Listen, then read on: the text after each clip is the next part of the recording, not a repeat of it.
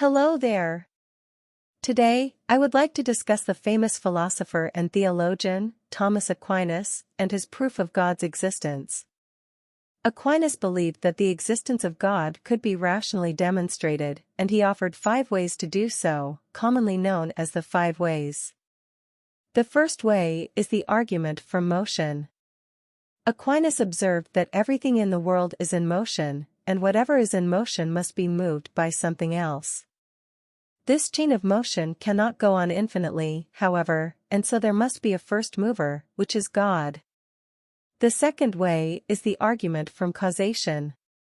Aquinas noted that everything in the world has a cause, and that there cannot be an infinite regress of causes. Therefore, there must be a first cause, which is God. The third way is the argument from contingency. Aquinas observed that everything in the world is contingent, meaning that it could have not existed. However, if everything were contingent, then at some point, nothing would exist. Therefore, there must be a necessary being, which is God, that causes the existence of everything else. The fourth way is the argument from degree. Aquinas noted that things in the world can be more or less good, true, or beautiful. However, for something to be more or less of something, there must be a standard of that thing, which is the maximum or perfect example. Therefore, there must be a being that is the maximum or perfect example of all perfections, which is God. The fifth way is the argument from design.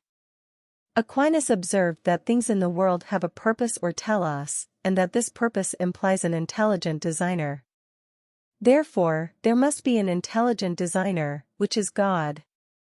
In summary, Aquinas believed that these 5 ways provide rational and logical arguments for the existence of God. While they may not be convincing to everyone, they are still important contributions to the philosophy of religion and continue to be studied and debated to this day. Thank you for joining me in this discussion of Aquinas' proof of God. I hope it was informative and thought-provoking.